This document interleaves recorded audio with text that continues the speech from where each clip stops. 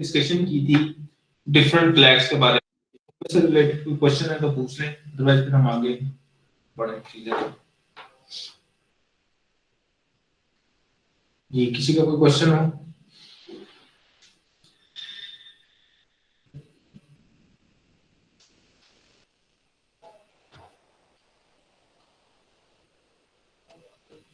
Okay, अब next हमारे पास है डिफरेंट असेंबलिंग सेक्शन। उनमें से है जंप्स, डिफरेंट जंप्स इन सेक्शंस, जो कि लूप और कंडीशनल स्ट्रक्चर बनाने में हेल्प करेंगी। तो इनमें जो फर्स्ट वन है अनकंडीशनल जंप, ये जेएमपी की इंस्ट्रक्शन है, जेएमपी की इंस्ट्रक्शन है। इस इंस्ट्रक्शन का काम यह है कि हम असेंबली का प्रोग्राम लिख रहे हैं, मेरे पास सपोज कुछ लाइंस में कोड लिखा गया है और कहीं पे आके मैंने लिख दिया जेएमपी जंप लिखना है और इसके साथ कोई टैग बताना है, टैग या एड्रेस बताना है। फॉर एग्जांपल मैं कहता हूं कि ये जो सारा कोड मैंने लिखा है असेंबली का, ये 100 ऑफसेट वाले एड्रेस पे इंस्ट्रक्शन पड़ी है, ये 101 पे है, फिर 103 पे है, फिर ये वाली इंस्ट्रक्शन 104 पे, 107 पे, ये 108 पे और ये खुद 109 पे है।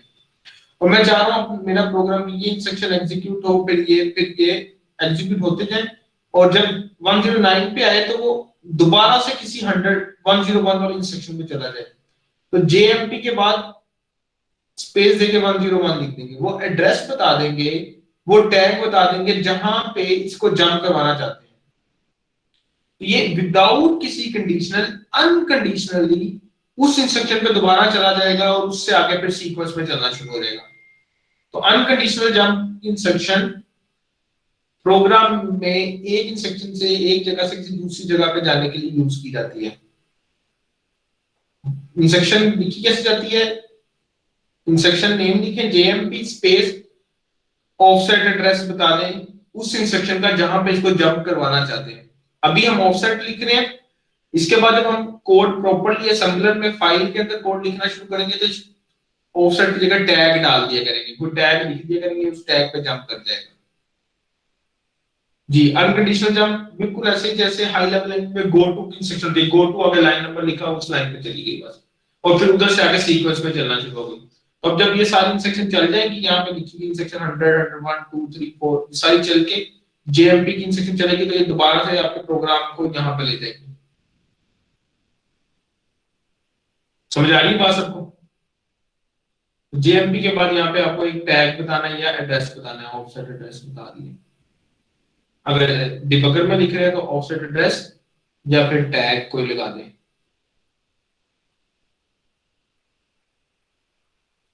हाँ जी, आपके ख्याल से इंस्ट्रक्शन बैकएंड पे क्या प्रोसेस करती होगी जिसकी वजह से आपका प्रोग्राम जंप कर जाता होगा उस इंस्ट्रक्शन पे जो हमने इसको एड्रेस बताया? इसका कोई आंसर करना चाहे? बैकएंड पे ऐसा क्या काम करती होगी जिसकी वजह से आपका प्रोग्राम जंप कर जाता होगा? सर आईपी में दोबारा ये ऑफसेट एड्रेस आ जाता होगा जो जंप के बाद लिखा हुआ। गुड।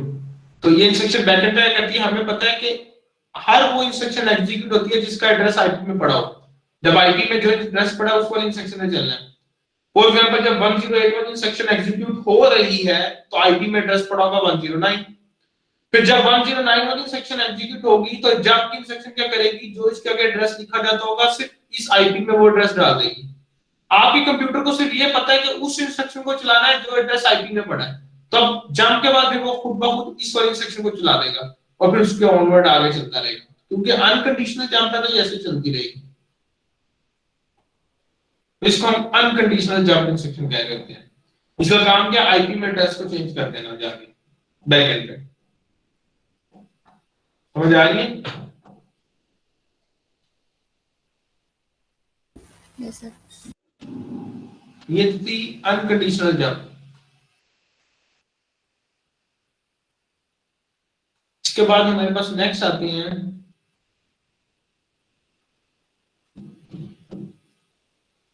Conditional jump.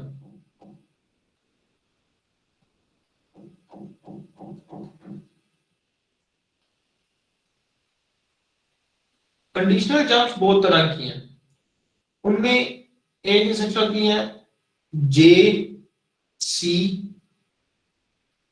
एक इंस्ट्रक्शन है जे एन सी, एक है जे जी, जे एन जी। इनका काम क्या है? इस इंस्ट्रक्शन का नाम है जेसी, का मतलब है jump if carry flag is set.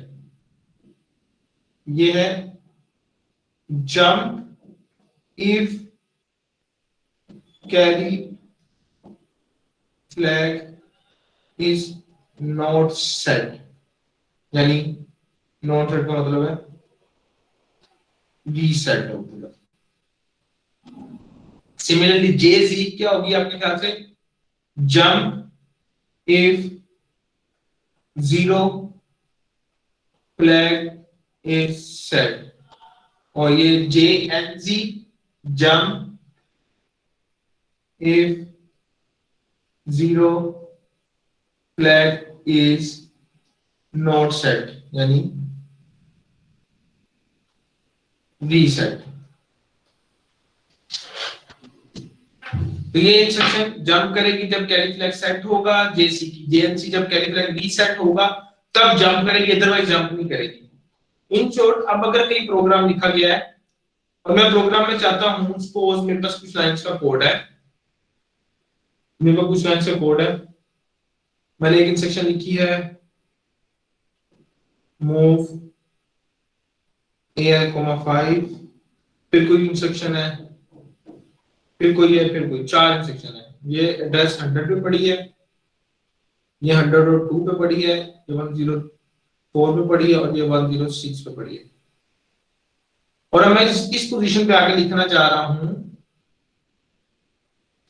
Jump instruction. तो मैं चाह रहा हूं ये जो 4 इंस्ट्रक्शन है ये 5 दफा चलें या 10 दफा चलें, तो इसको कैसे, कौन सी इंस्ट्रक्शन कैसे मैनेज किया जा सकता है? टास्क मेरा क्या है कि मैं इन चारों इंस्ट्रक्शन को 5 टाइम चलाना चाह रहा हूं। टास्क है मेरे पास ये सब इंस्ट्रक्शन 5 टाइम चले, तो किस तरह से चलाएं इसको?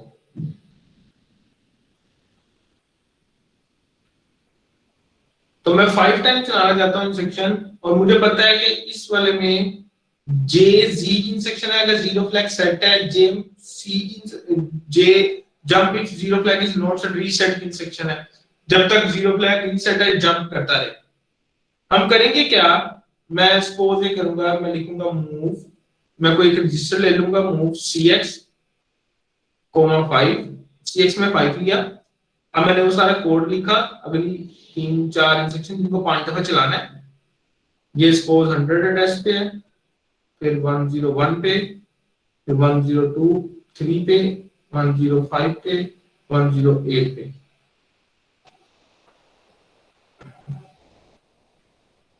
ये इंस्ट्रक्शन मैंने यहाँ पे लिख दी।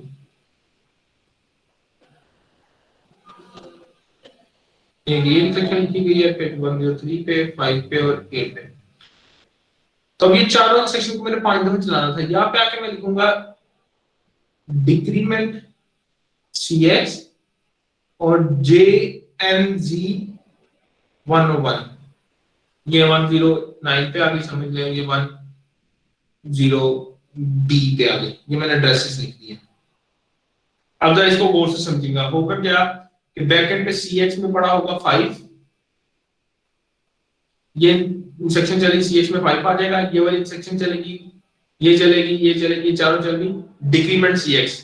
अनलेस के इन चारों में कोई ऐसी इंस्ट्रक्शन नहीं है जिसने cx की वैल्यू को चेंज किया है, तो cx में 5 ही पड़ा हुआ है।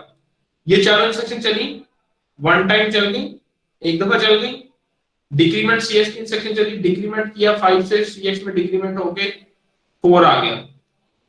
जब cx में 4 आएगा तो क्या ये रिजल्ट 0 है? प्लीज साथ साथ आंसर करना, मैं जो पूछूं साथ साथ कोई ना कोई बोले। No sir. No sir. cx में 0 नहीं आया, cx में 0 नहीं आया तो जीरो फ्लैग का स्टेटस क्या होगा? रीसेट। रीसेट। रीसेट हो जाएगा। जीरो फ्लैग का स्टेटस रीसेट होगा।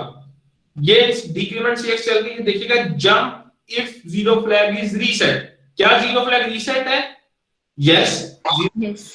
है, तो ये जंप कर जाएगा 101 पे, दोबारा इस जगह पे आ गया। अब फिर 101 वाली चली, 103 वाली, 5 वाली, 8 वाली सेक्शन चली, सेकंड टाइम चल गई।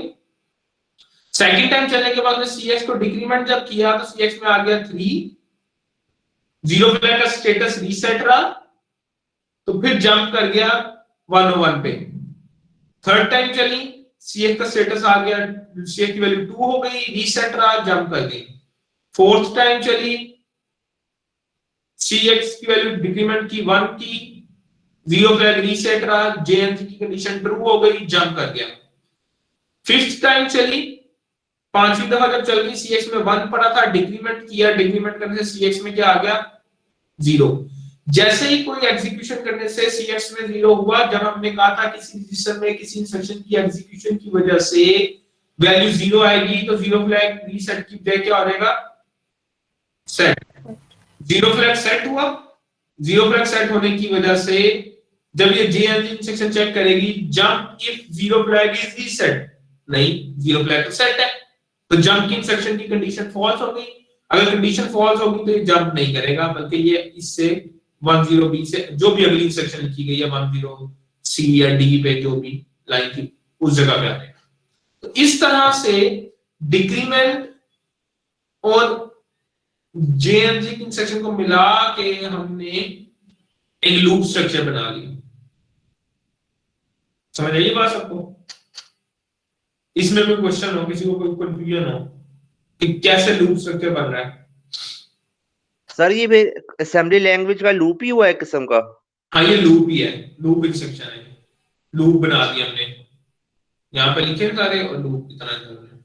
आपके ख्याल से ये हाई लेवल लैंग्वेज से अगर कंपेयर किया जाए, हाई लेवल लैंग्वेज में कौन सी लूप इस तरह से एग्जीक्यूट होती है?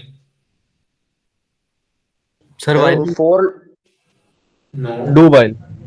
Do while loop.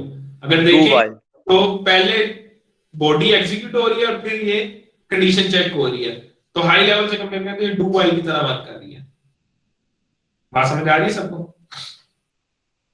तो बेसिक आपको पता होना चाहिए कि जंप इंस्ट्रक्शन का काम क्या है। अगर कंडीशन ट्रू है तो जंप करवाओ, अदरवाइज जंप ना करवाओ। अगर कंडीशनल जंप्स है, अगर अनकंडीशनल जंप है तो उसमें जंप करवाना ही करवाना है। समझ आई बात की? सबको क्लियर हुआ? Yes sir.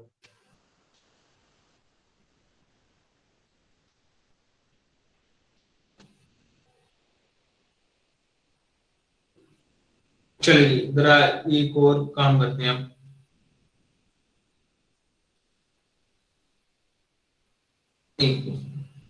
एक और चीज, हमारे पास DS रजिस्टर था। DS रजिस्टर कौन सा होता है? ये कौन सा रजिस्टर होता है? Sir segment. Data segment. Data segment. Data segment register. और इस डेटा सेगमेंट रजिस्टर के साथ कौन से ऑफसेट रजिस्टर वर्क करते हैं? सर सोर्स और destination. SI source index register और डेस्टिनेशन डेस्टिनेशन इंडेक्स रजिस्टर और SI और DI। ठीक है जी। मैं चाहता हूं कि मैं डेटा सेगमेंट रजिस्टर में किसी सेगमेंट एड्रेस को कॉपी कर सकूं। मेरे पास कोई भी सेगमेंट है, सेगमेंट एड्रेस है 4000, सेगमेंट एड्रेस है 4000, ये कोई सेगमेंट एड्रेस है, किसी भी सेगमेंट का एड्रेस है 4000। ये 4000 डेसिमल में नहीं है, ये 4000 हेक्साडेसिमल में है, 4 हेक्सा डिजिट है, बीच में ये जो वैल्यू है ये 16 बिट की वैल्यू है। ठीक है जी। और मैं डेटा सेगमेंट जिससे मैं ये वैल्यू कॉपी करना चाहता हूं, तो क्या असेंबली इंस्ट्रक्शन यूज करूं?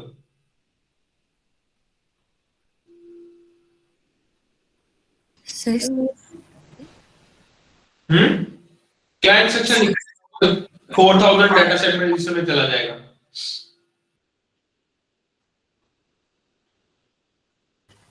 मूव की मूव क्या लिखूं?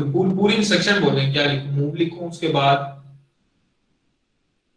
Sir move DS move DS और सर जो भी आपने एड्रेस कॉपी करवाने में 4000। ऐसे ही है ना जैसे हम करते थे मूव ax 4000 bx, कुछ भी वैल्यू लिख सकते हैं।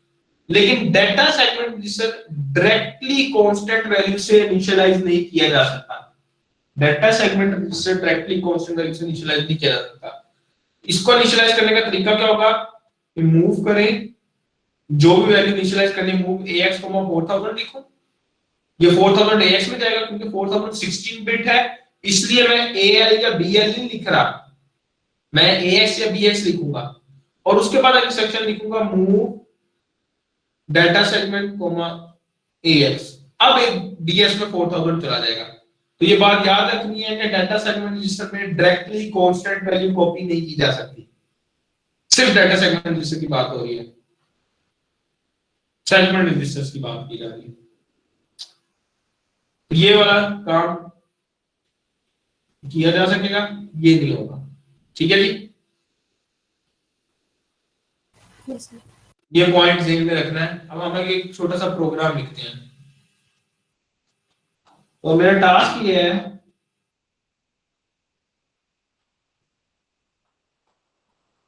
Right a programme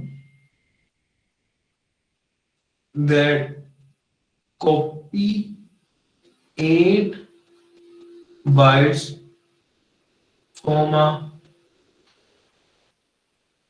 source block to destination block। Actually task ये है कि मेमोरी के अंदर कोई ब्लॉक पड़ा है, 4000 वाला सेगमेंट है, कोई मेमोरी का सेगमेंट एड्रेस है 4000, इस सेगमेंट का एड्रेस है 4000। ज्यूम कर लें ये एक सेगमेंट है 4000, ये हमने अजम्पशन ले ली कि इसके अंदर 4000 सेगमेंट है और इसमें बहुत सारे ऑफसेट एड्रेसेस हैं।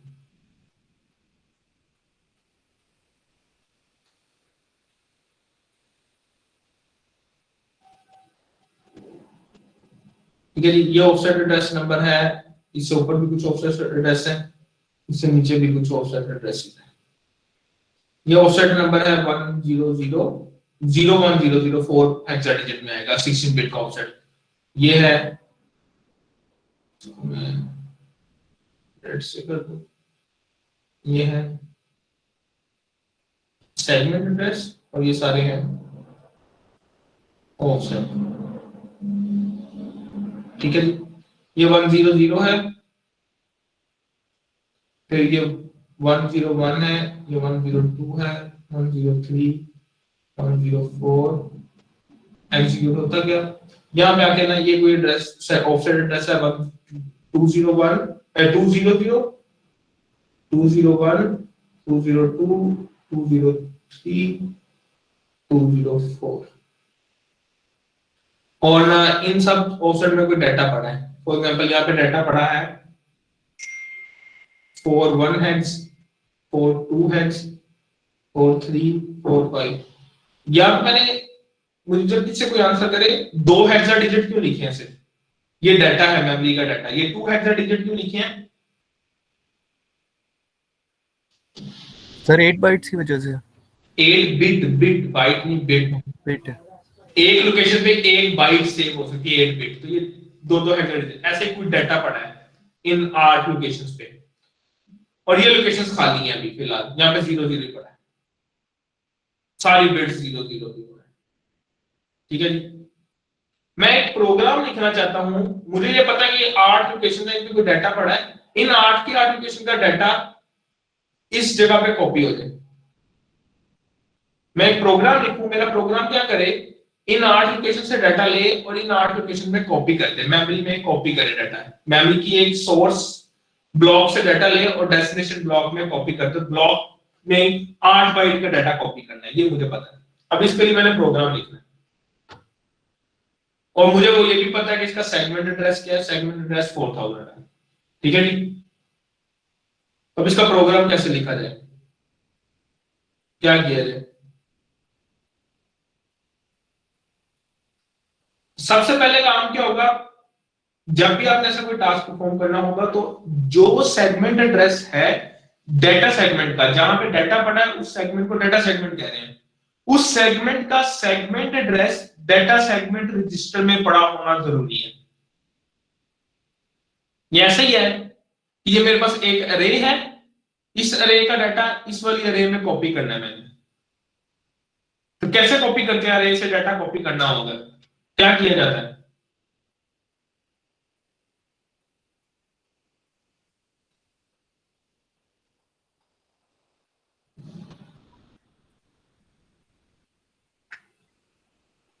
लूप लगाएंगे सर।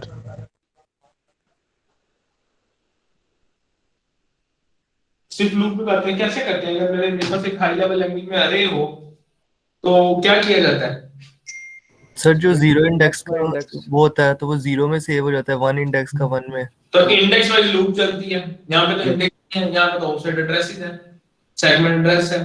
तो पहला स्टेप होगा सेगमेंट एड्रेस को इनिशियलाइज करना। तो उसके लिए कैसे इनिशियलाइज करेंगे? सबसे पहले हम करेंगे मूव ax 4000, मुझे सेगमेंट एड्रेस पता है, और मूव डाटा सेगमेंट में ax की वैल्यू कॉपी कर दिया।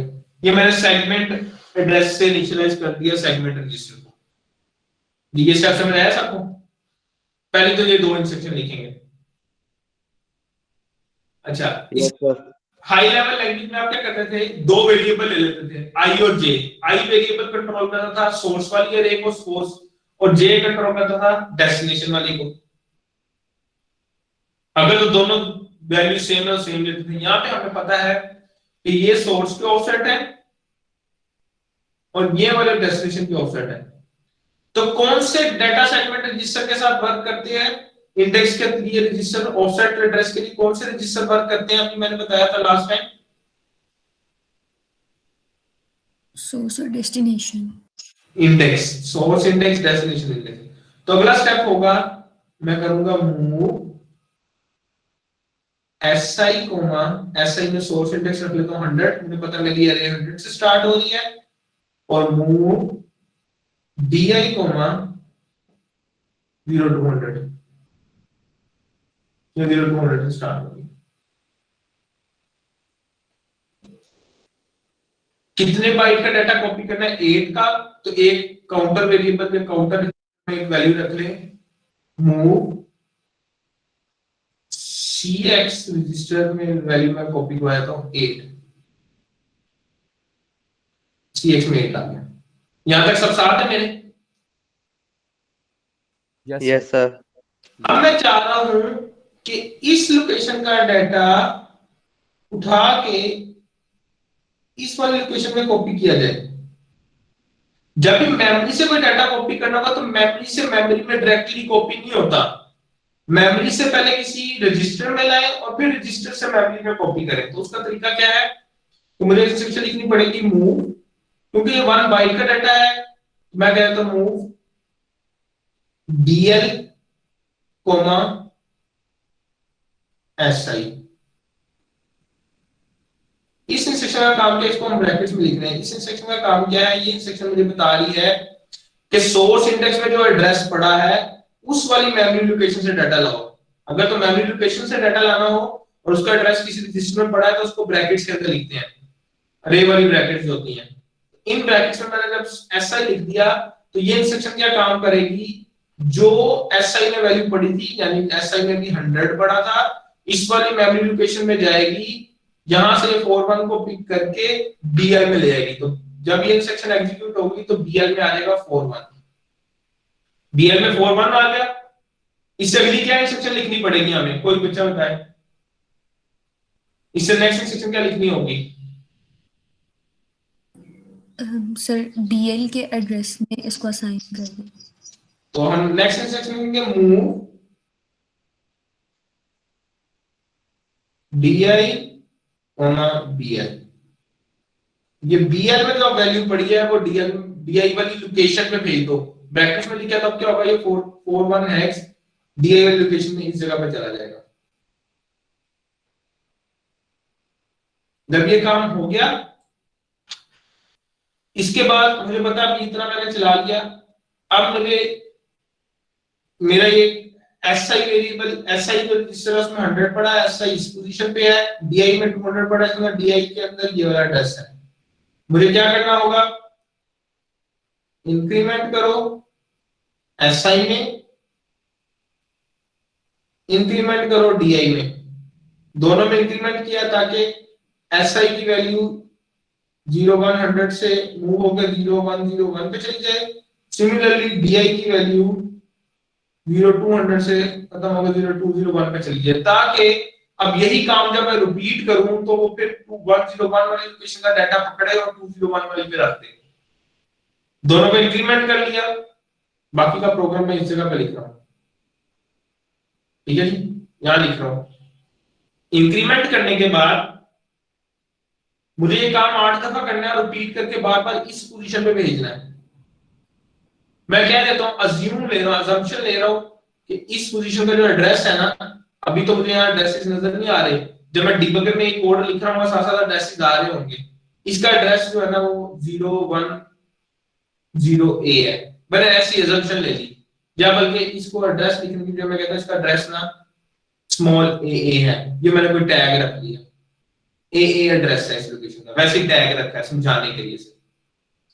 मैं कहूंगा यहां से ये चला, ये सिग्नल इंक्रीमेंट दोनों ऐसा डीआई में हुआ, लूप लगाना है, लूप के लिए करें 8 दफा चलना है, cx में 8 पड़ा है, अब मैं कहूंगा डिक्रीमेंट cx और jnz, अगर cx 0 नहीं है तो जंप कर जाओ a वाले एड्रेस पे, तो आपका प्रोग्राम जंप कर जाएगा इधर से। अब चूंकि SI में 101 और DI में 201 आ गया होगा, अब दोबारा जब वो SI वाली वैल्यू BL में लाएगा तो वो ये 42 को उठा के BL में लेके आएगा, फिर 42 को जब BL की वैल्यू DI में स्टोर करेगा, DI वाले एड्रेस पे स्टोर करेगा, तो वो इस वाली लोकेशन पे ले जाएगा। तो यहाँ पे 41 कॉपी किया, फिर 42 कॉपी कर दिया, फिर SI DI में इंक्रीमेंट किया तो ये 101 से 102 हो गया, ये 202 हो गया। डिक्रीमेंट cx किया, डिक्रीमेंट पहले 8 था, फिर 7 किया, 6 कर दिया, 6 हो गया, jnz की कंडीशन ट्रू हो गई, ये जंप करके यहाँ पे दोबारा से फिर अगला काम, फिर नेक्स्ट, ये लूप चलता रहेगा, कब तक 8 दफा चलेगा, बीच बीच के इन 8 लोकेशन का डाटा कॉपी होगी, इन 8 लोकेशन में आ जाएगा। फिर जब cx 0 होगा तो जंप की कंडीशन फॉल्स हो जाएगी और वो इससे नेक्स्ट इंस्ट्रक्शन पे आ जाएगा। और जब भी आपका इतना ही काम था एक ब्लॉक से डाटा उठाकर दूसरे में लिखना, अब प्रोग्राम को खत्म हो जाना चाहिए, तो जहां भी प्रोग्राम को खत्म करना है वहां पे ये 2 इंस्ट्रक्शन लिखनी है, मूव AH, 4C हेक्सा, या लिख रही है ना लिखनी है हेक्सा है 4C हेक्सा, और INT 21 हेक्सा। ये 2 इंस्ट्रक्शन जहां भी प्रोग्राम खत्म हो रहा है वहां लिखा करेंगे हम हमेशा जी। इसकी प्रोग्राम ये बिल्कुल ऐसे ही है जैसे आप अपने प्रोग्राम में रिटर्न 0 नहीं लिखते थे। यस सर, ये उस तरह का काम है। मैं भी नेक्स्ट वीक के लेक्चर में बताऊंगा एक्चुअल में ये करता क्या है। आज के लिए सिर्फ समझ लें कि वैसे ही काम है जी। ये INT 21 इंटरप्ट 21 कहते हैं इसको बेसिकली। 21 हेक्सा इंटरप्ट नंबर है। सर ये मतलब ब्रैकेट्स क्यों आपने लगाई हैं? अगर हम सिंपल भी ऐसा ही लिखते तब भी तो नहीं, अगर नहीं करता, अगर सिंपल ऐसा ही लिखेंगे इसका मतलब होगा SI की अपनी वैल्यू, और जब ऐसे लिखेंगे ब्रैकेट्स में तो इसका मतलब होगा वो एड्रेस जो SI में पड़ा है उस वाली मेमोरी लोकेशन की वैल्यू। समझ रहे बात? वैसे एड्रेस कॉपी होगा मतलब ऐसा हाँ, SI की वैल्यू कॉपी होगी, और SI को जब ब्रैकेट में लिखा है इसका मतलब है SI जो एड्रेस है उस वाली मेमोरी लोकेशन की वैल्यू। जैसे जैसे मेमोरी अरे में हाई लेवल लैंग्वेज में लिखते हैं I का मतलब और A ऑफ I का मतलब क्या होता है, इन दोनों में फर्क क्या होता है? सर आई कोई वैल्यू होती है 1 2 3 कोई भी, हाँ, और AI और वो I 1 है, वैल्यू। I का मतलब कॉपी करूंगा तो I की अपनी वैल्यू जो 1 है, और इंडेक्स ऑफ I का मतलब होगा कि 1 इंडेक्स पे जो वैल्यू पड़ी है वो मेमोरी में पड़ी वैल्यू की बात है ना। यस सर, एग्जैक्टली यहाँ पे ऐसा है। इस SI का मतलब कि SI में 0 100 पड़ा है, और जब मैंने ब्रैकेट्स में 0 ऑफ SI लिख दिया तो इसका मतलब है कि जो वैल्यू इस वाली पोजीशन में पड़ी है, समझ रहे हैं? सर ऐसा सबके लिए हो सकता है कि खाली इसके SI और DI के लिए बस? मेमोरी लोकेशन के लिए सबके लिए होता है। जब ब्रैकेट्स में लिखा जाए तो इसका मतलब मेमोरी लोकेशन की बात की जा रही है। सर जो अभी हम पहले कर रहे थे DS में 400 भेज देते तो वो हम क्या खाली एड्रेस भेजते थे कि वैल्यू भेजते थे? नहीं, ये एड्रेस भेजा है, ये नहीं 4000 जो, है। अच्छा ये एड्रेस भेजा, ठीक है। ये ये वैल्यू एड्रेस है, ये है हार्ड कोड वैल्यू, लेकिन ये वैल्यू किसी मेमोरी लोकेशन का एड्रेस है। मुझे पता 4000 कोई सेगमेंट एड्रेस है, तो मैंने वो हार्ड कोड कर दिया है। यही वाला एड्रेस है। सर आगे समझ, सही है। और ये प्रोग्राम सबको समझ आया? जी सबको समझ आया? इसको मैं लाइन बाय लाइन दो स्कोप में एग्जीक्यूट भी करके दिखाता हूँ। अच्छा जी, चले अब पहले देखते हैं। चलिए मुझे डिबगर के अंदर डाटा 4000 वाली मेमोरी लोकेशन, 4000 वाला कोई ब्लॉक है, ये एक ब्लॉक है 4000, और इसमें बहुत सारे ऑफसेट एड्रेसेस हैं। यहाँ पे 100, 101, 102, 103, 104, 105, 106। तो इनमें डाटा कैसे रखवाऊंगा? पहले डिबगर के अंदर डाटा रखवाना चाहूँ तो डिबगर की एक कमांड है, एंटर की कमांड। ई लिखेंगे, 4000 कोलन 100 लिखें, जो ऑफसेट बताना है वो ऑफसेट लिखें, और आगे डाटा बता दें, स्पेस 41 स्पेस 42 स्पेस 43, जितना भी बताएंगे। ये लिख के डिबगर में जब एंटर करेंगे तो ये इस पोजीशन पे 41 चला जाएगा, यहाँ 42, यहाँ 43, जितना डाटा लिखा होगा उतना डाटा चला जाएगा, बाकी आगे खाली रहेगा। तो एंटर की कमांड डिबगर में, एंटर की कमांड यूज की जाती है डाटा एंटर करवाने के लिए किसी मेमोरी लोकेशन में। एंटर की कमांड यूज होती है, is used to enter data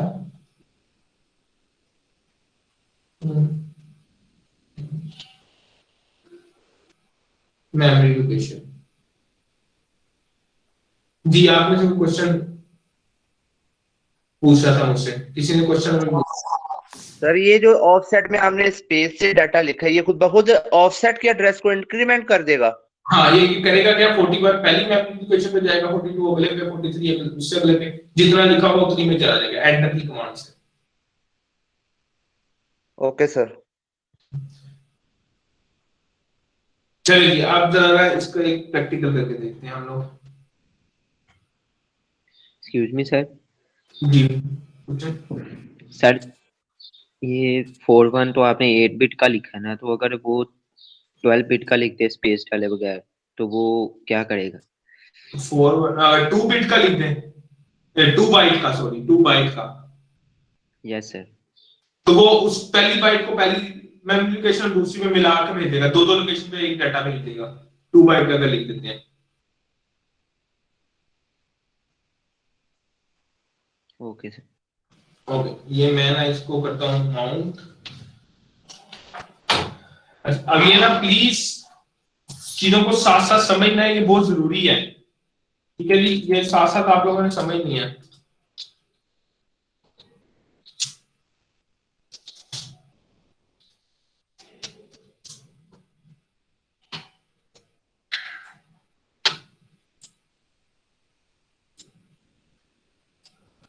जी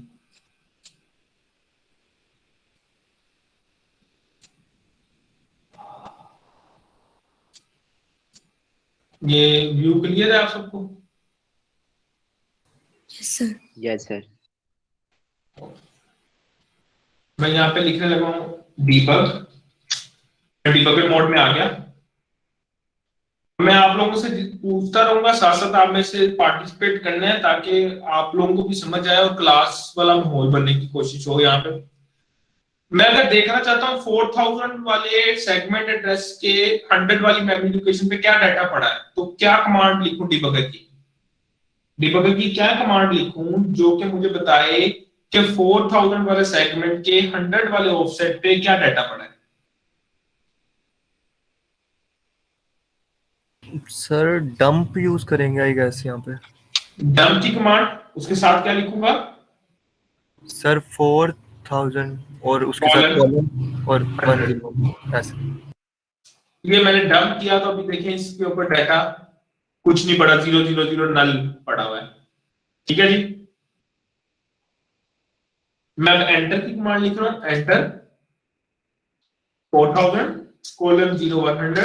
आगे मैं बता रहा हूं 41 स्पेस 42 स्पेस 43 5 4 6 4 7 4 8। मैंने 8 बाइट का डाटा लिखा, एंटर कर दिया। मैं दोबारा से डंप कर रहा हूं, डंप 4000:0100। अब यहाँ पे नोट करें कि ये डाटा आपके पास आ गया 41 हेक्सा 42 43 45 46 47 48। 8 बाइट का डाटा आ गया, उससे आगे फिर खाली है सारा, 000 पड़ा हुआ है। 41 42 43 45 46, सॉरी मैंने यहाँ पे 44 स्किप कर दिया। देख रहे हैं? Yes sir. जो सपोज कर लेंगे 7 बाइट का है, 41 42 43 45 46 47 48। 7 बाइट का डाटा लिखा, 44 में लिखना भूल गया। यहां तक सब साथ है, मेमोरी में डाटा पड़ा हुआ है। Yes sir.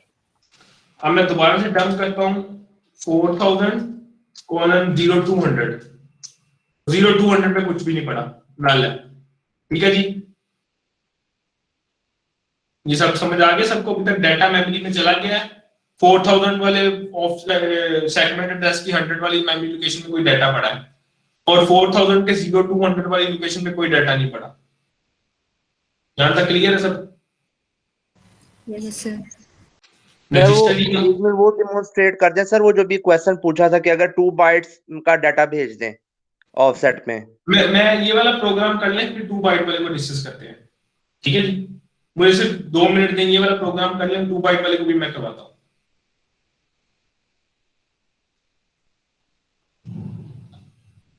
ओके, नेक्स्ट जरा देखिएगा। अब मैंने रजिस्टर की कमांड चलाई तो करंट वैल्यूज देख लें, AX में 0 है, BX में CX में 0 है, DS में ये पड़ा 073F, ES में कुछ पड़ा है, स्टैक सेगमेंट वगैरह में वैल्यू पड़ी है। मैं प्रोग्राम लिखना चाहता हूं, प्रोग्राम लिखने के लिए कौन सी कमांड यूज होगी असेंबली इंस्ट्रक्शन लिखने के लिए?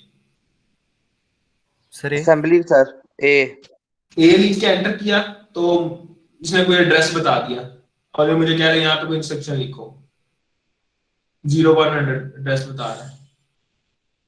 मैं यहाँ पे असेंबली इंस्ट्रक्शन लिखता हूँ, मूव AX, 4000। अगली इंस्ट्रक्शन लिखता हूँ मूव DS, AX। 2 इंस्ट्रक्शन आ गई। फिर मैंने लिखा था move SI, 0100, move BI, 0200, move CX, 7। CX में 7 लिखा।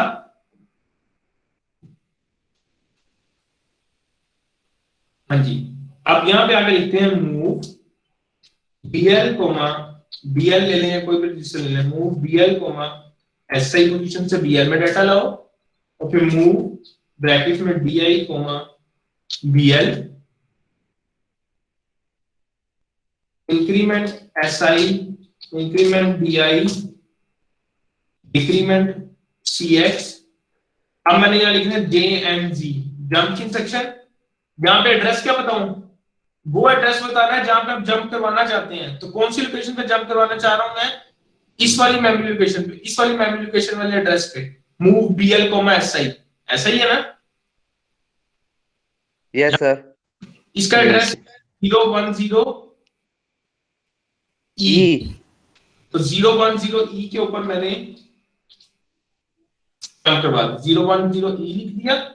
उसके बाद AH, 4C और INT 21 लिख दिया।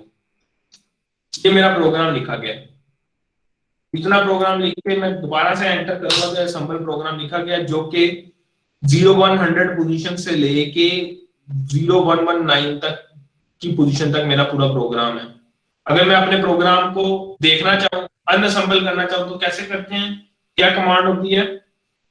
यू यू लिखे, 0100 से 0119 तक लिख के मैंने एंटर कर दिया। अब यहाँ पे गौर करेंगे, मेरा प्रोग्राम लिखा नजर आ रहा है, सॉरी मूव ए, जी बेटा बोले। सर ये हमने GNC के साथ 010E हमें कैसे पता चला एड्रेस उसका? मुझे ऊपर नजर आ रहा था ना, BL को मैं ऐसे वाली सेक्शन मैंने कहा लिखी है, जिस एड्रेस पे लिखी है वो एड्रेस ये आ गया, 10E लिखा और इसलिए मैंने इसके साथ 10E लिख दिया। ठीक है जी।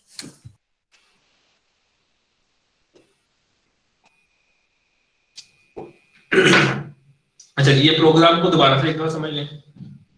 मूव AX, 4000 DS, X किया, सेगमेंट एड्रेस DS में चला गया, SI और DI को 100 और 200 से इनिशियलाइज कराया, CX में काउंटर 7 रखा, SI वाली पोजीशन से BL में डाटा ला रहे हैं, BL से DI में ला रहे हैं, increment SI, increment DI, decrement CX, JNZ को 10E पे जंप करवा रहे हैं। अच्छा, अब अनअसेंबल की कमांड को भी जरा समझिएगा कि ये रिप्रेजेंटेशन क्या है। इसमें जो 7 शो करता है, ये होता है एक्चुअल में कोड सेगमेंट का एड्रेस, ठीक है जी। ये होता है मेमोरी का ऑफसेट एड्रेस जहां पे इंस्ट्रक्शन पड़ी होती है, ये वो इंस्ट्रक्शंस है। ये जो दरमियान में कॉलम आ रहा है ना, ये एक्चुअल में हर इंस्ट्रक्शन का मशीन कोड होता है। हमने स्टार्ट में पढ़ा था कि एक्चुअल में कंप्यूटर तो बाइनरी पे वर्क कर रहा होता है ना, और मेमोरी में बाइनरी पड़ी होती है। तो ये इस वाली इंस्ट्रक्शन की बाइनरी है, उस बाइनरी को हेक्सा में शो किया गया B80040। इस इंस्ट्रक्शन की बाइनरी है B80040, फिर ये इस इंस्ट्रक्शन की बाइनरी है, इसको हम बोलते हैं मशीन कोड, इंस्ट्रक्शन का मशीन कोड है। इसमें कुछ सिमेट्री नजर आ रही है, कुछ सिमेट्री है या नहीं है, पहले तो ये बताएं। जैसे पहली इंस्ट्रक्शन 100 लोकेशन पे है, फिर उसके बाद 103 पे है, इसका क्या मतलब होगा, इसको भी समराइज करना चाहिए। इसका मतलब क्या होगा कि एक इंस्ट्रक्शन के अंदर उसका मशीन कोड 6 हेक्सा डिजिट का है, इसका 4 हेक्सा डिजिट का है, फिर 6 6 6, फिर 4 4, फिर 2 2 हेक्सा डिजिट, फिर 4 हेक्सा डिजिट। इसका क्या मतलब है, आपका ख्याल है?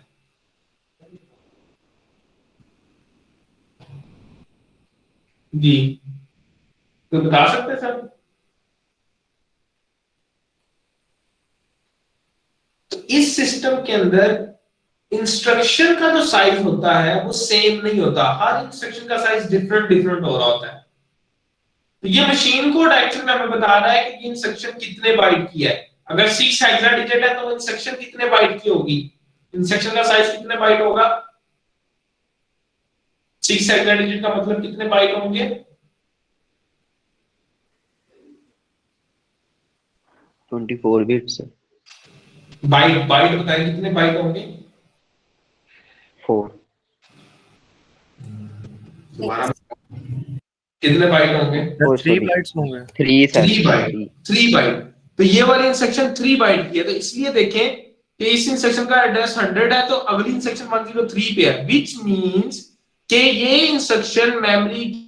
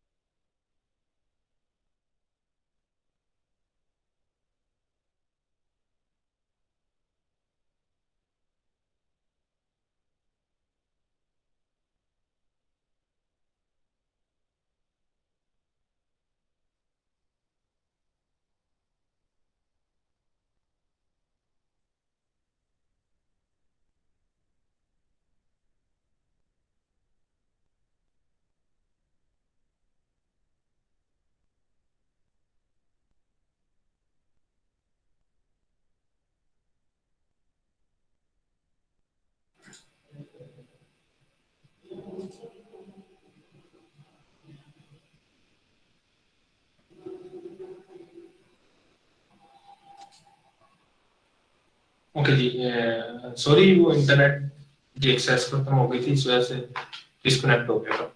हम यहाँ से कंटिन्यू करते हैं। कहाँ पे थे? असेंबल की कमांड पर।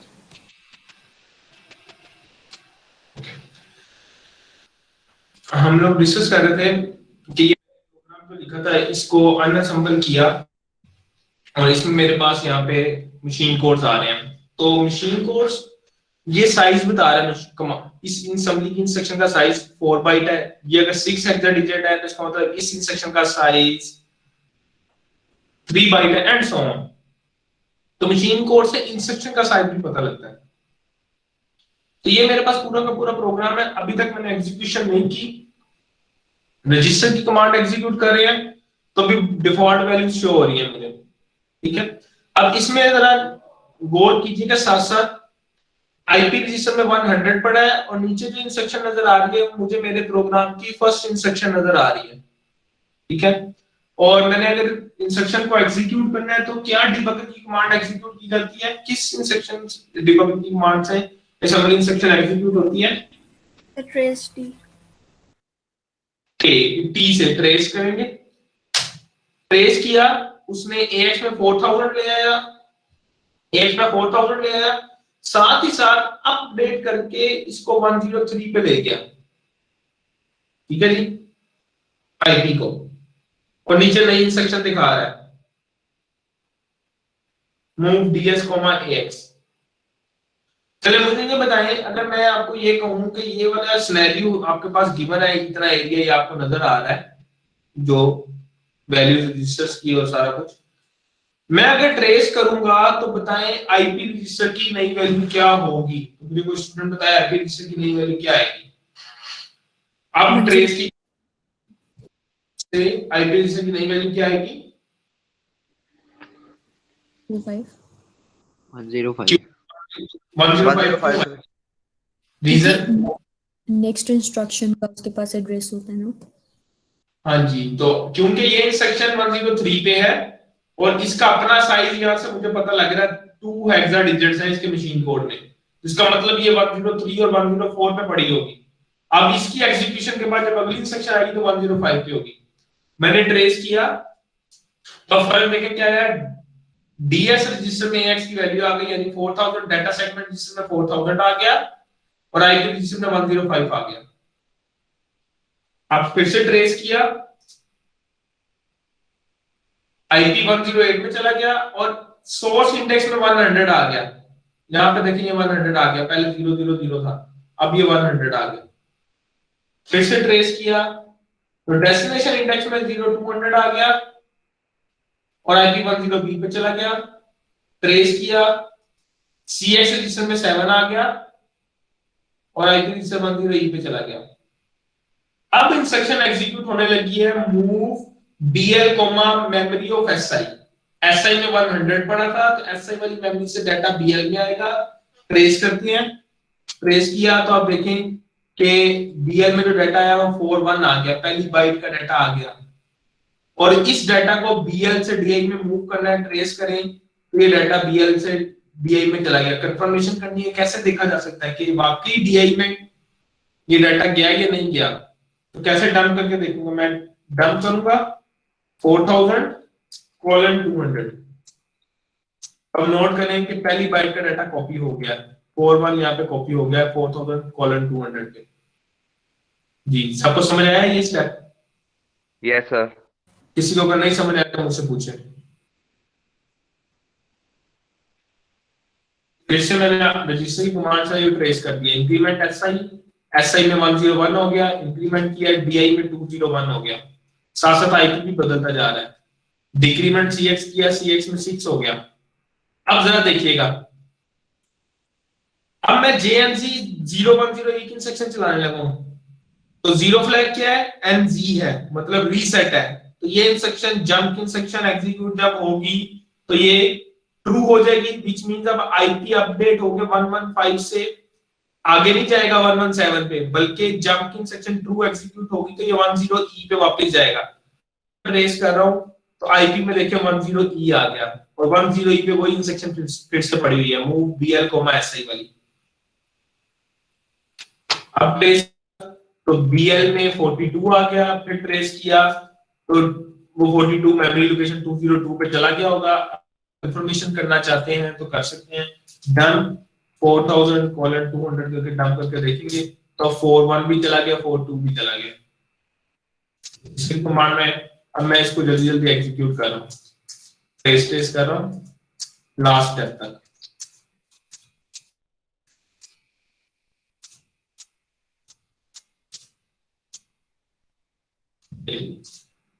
ऐसे ही इंक्रीमेंट डिक्रीमेंट CX करने लगा हूं। देखिए CX में बड़ी वैल्यू 1 है एंड G है।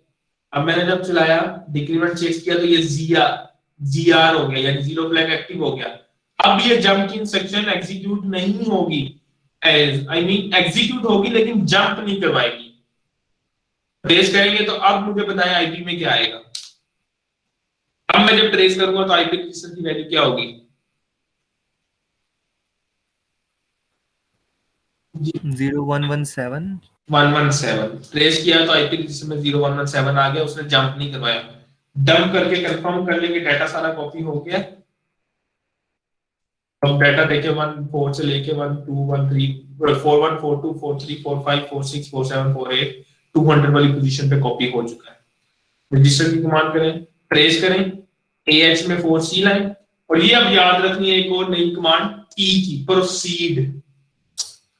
जब भी कोई इंस्ट्रक्शन जिसमें इंटरप्ट लिखा होगा, INT लिखा होगा, तो उसको T से एग्जीक्यूट नहीं करवाना, उसको P से एग्जीक्यूट करना है। P for proceed, interrupt instruction को P से एग्जीक्यूट करना है। अब मैं जब P लिख के एंटर करूंगा तो आप देखें डिबगर से आपका प्रोग्राम एग्जिट हो गया, वो खुद ब खुद C कॉलम पे आ गया। तो ये मूव AH, 4C और उसके बाद इंटरप्ट 21 का काम क्या है, आपके प्रोग्राम की एग्जीक्यूशन खत्म करके डिबगर मोड से बाहर आ जाना, रिटर्न कर देना। रिटर्न 0 बताना प्रोग्राम एंड करता है, ये वैसा काम किया इसने। जी समझ आइए सबको ये बात? यहां तक किसी का कोई क्वेश्चन है तो मुझसे पूछ लें। आज का लेक्चर लाजमी समझ आना ये चाहिए। P का कमांड, P का मतलब क्या है? जैसे वो T से प्रोसीड इंटरप्ट की एग्जीक्यूशन प्रोसीड के जरिए की जाती है। ट्रेस के जरिए करेंगे तो वो आपको प्रोग्राम को किसी गार्बेज स्टेट में ले जाएगा, इसलिए P नहीं प्रेस करना। जब इंटरप्ट 21 आए तब इंटरप्ट की कोई भी इंस्ट्रक्शन आए।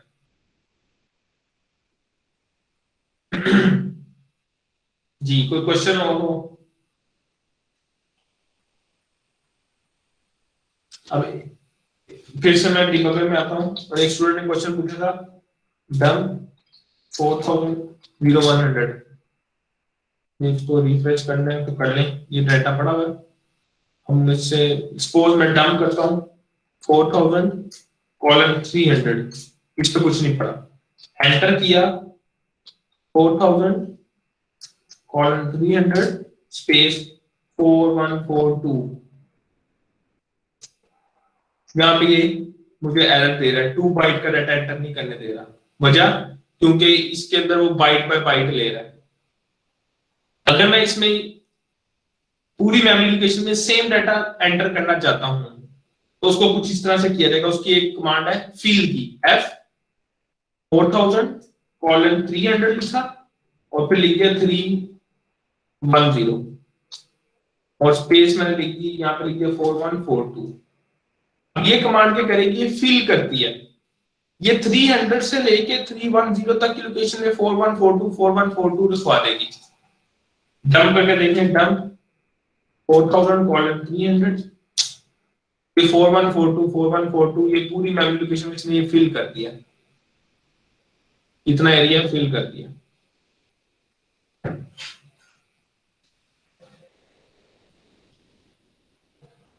ये मैंने आपको बता दी है, ये वाला पोर्शन हमें क्या शो कर रहा होता है, ये पोर्शन क्या शो कर रहा है?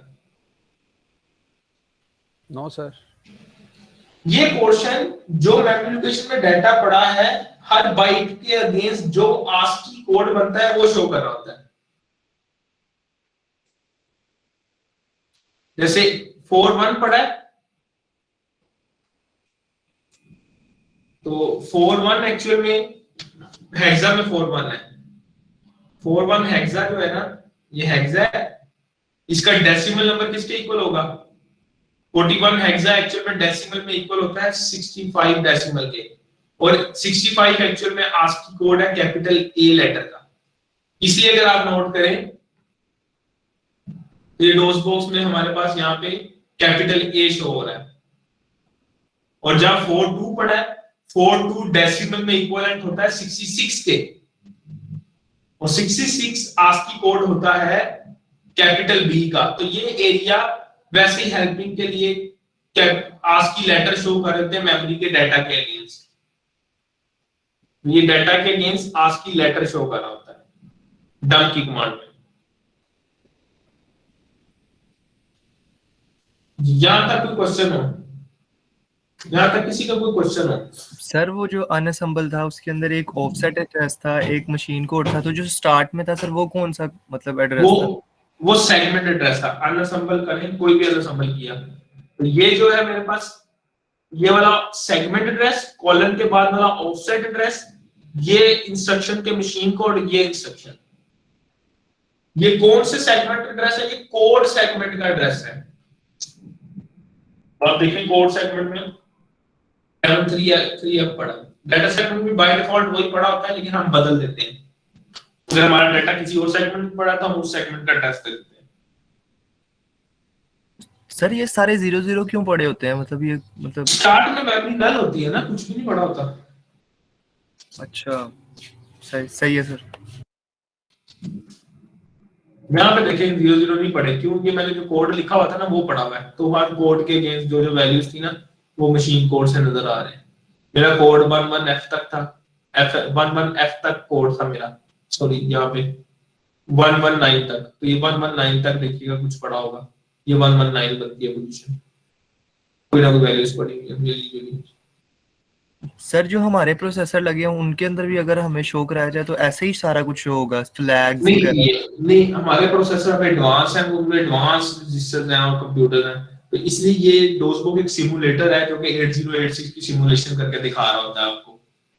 जो हम एक्चुअल कंप्यूटर यूज करें तो उसको वो तो बहुत ज्यादा एडवांस है, उनमें बहुत सारी इंस्ट्रक्शन है, बहुत ज्यादा 250 300 रजिस्टर हैं, इससे भी ज्यादा रजिस्टर होते हैं, इसलिए उनको हम ऐसे देखेंगे तो नजर नहीं आएगा, आपको पता नहीं लगेगा।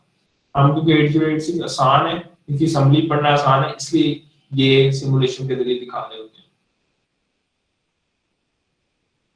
Okay sir. अच्छा जी, अगर मुझे यहाँ पे प्रोग्राम लिखना हो, ये तो हमने एक प्रोग्राम लिखा था जो कि एक ब्लॉक का डाटा दूसरे में कॉपी कर रहा है। अगर मुझे एक्सचेंज करना हो तो फिर कैसे लिखेंगे? मैं चाहता हूं कि यहां भी कोई डाटा पड़ा है, यहां भी डाटा पड़ा है, चलो पहले ये करते हैं, ये डाटा पड़ा है और इस जगह पे डाटा को कॉपी करना है, लेकिन रिवर्स ऑर्डर में करना है।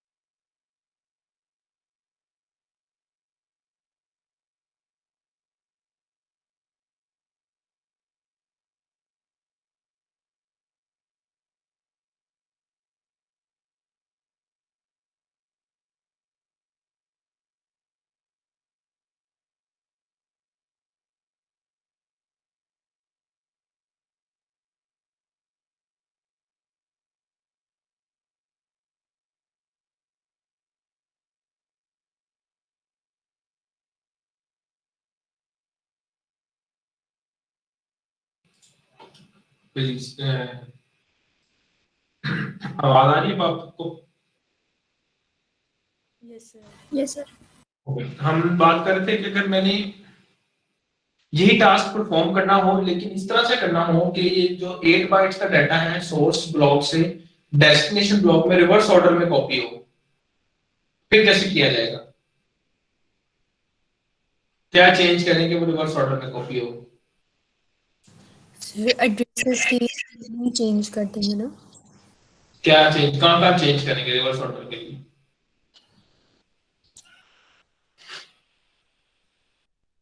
जी बोले,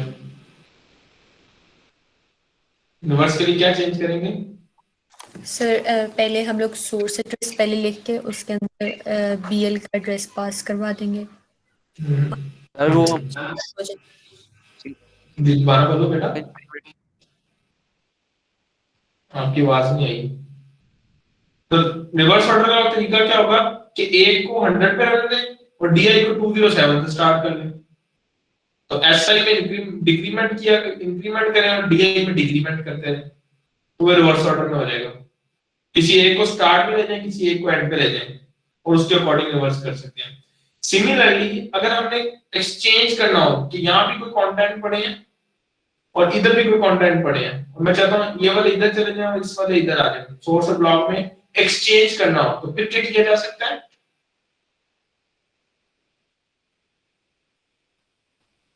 तो फिर ये सोच रहे हैं आपने एक्सचेंज कैसे? हर आइटरेशन जी बोले बोले।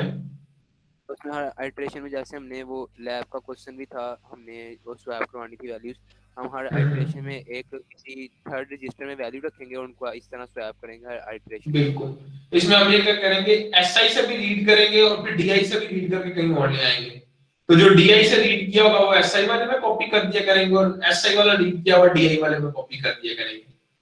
तो दोनों से रीड दोनों में राइट हुआ करेगा एंड सो ऑन। अभी तक के लेक्चर में कोई क्वेश्चन है तो मुझसे पूछ लें। आज के लेक्चर में किसी भी तरह का कोई क्वेश्चन है तो मुझसे पूछें।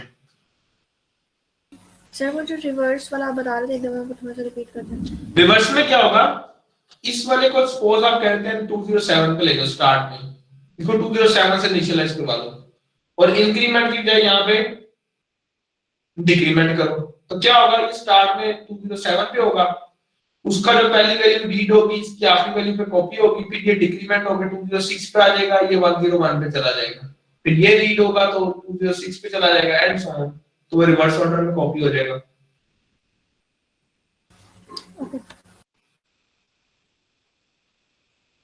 तो कल की जो लैब है उसमें भी कुछ इसी तरह के टास्क आएंगे जो आप लोग करेंगे डिबगर पे और उनकी स्क्रीनशॉट शेयर करेंगे और इंशाल्लाह नेक्स्ट वीक के अंदर हम लोग फाइलों के अंदर कोड करना सीख जाएंगे। तो फिर नेक्स्ट वीक से हम लोग फाइल सबमिट किया करेंगे, डिबगर में उनकी डिबगिंग किया करेंगे और फाइल के अंदर कोड लिखा करेंगे। तो यहाँ तक कोई क्वेश्चन है किसी का तो मुझसे पूछे, मैं आप लोगों की अटेंडेंस डाउनलोड कर लूं। ये आप लोगों की अटेंडेंस डाउनलोड हो गई है, तो किसी का क्वेश्चन है तो मुझसे पूछ सकता है। तो ऐसे ही लास्ट लैब की तरह कल की लैब भी आप लोगों से शेयर कर दी जाएगी और उसका टाइम दे दिया जाएगा और उस टाइम पे आपने सबमिट करनी होगी। ये अटेंडेंस चैट बॉक्स में लगाने की जरूरत नहीं है, वो सब लोगों की डाउनलोड हो गई है मेरे पास।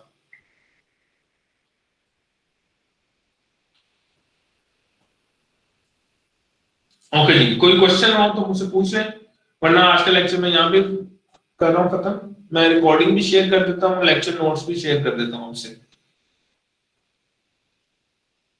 सर क्विज पे नेक्स्ट वीक होगा? क्विज अब नेक्स्ट वीक।